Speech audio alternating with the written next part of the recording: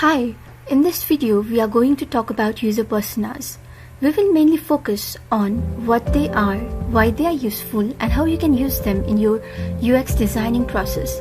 User persona, put it simply, is a fictional but realistic portrayal of a target user for your product.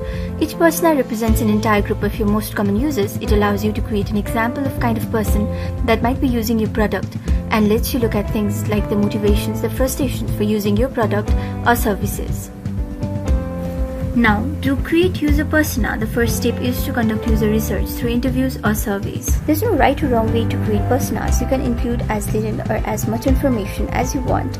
It is all about what helps you to create the most coherent picture of the person that will be using your product. A person has personality, so the more you observe and capture during the interviews, the more realistic that personality becomes.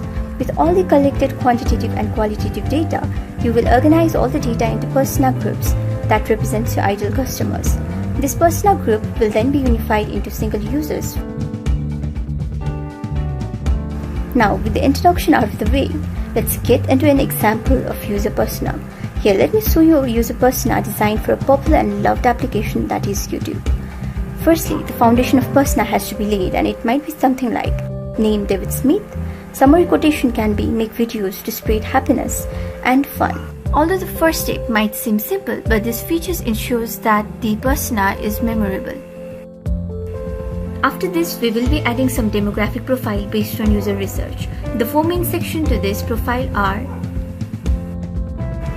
age, gender, education, family status.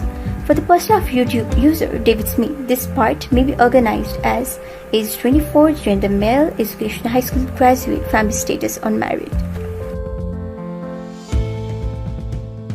Then comes the professional background, which includes information such as the occupation, income level, work experience of the user, which for David could be something like this: occupation videographer, income level $75,000 per year.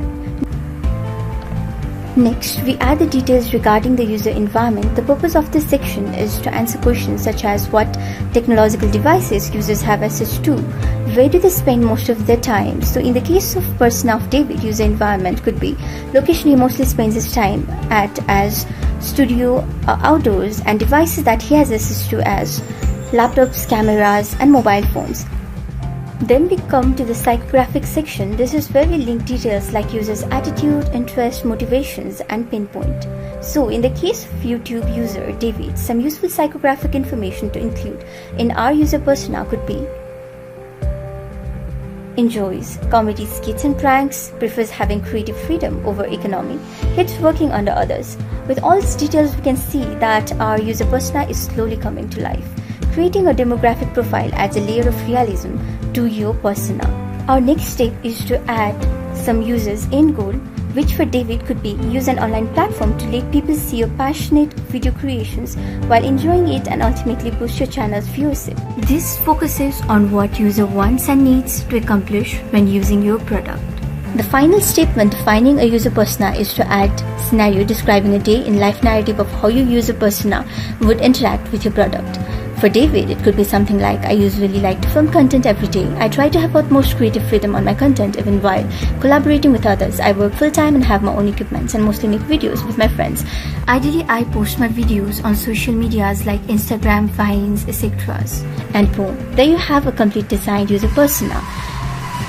While creating a user persona, remember to focus on the context of the product you are designing, and while you do want the persona to be a realistic character, eliminating all the pointless details that do not serve the designing purposes is also very necessary. I hope this video was fruitful and you enjoyed it too. Thank you.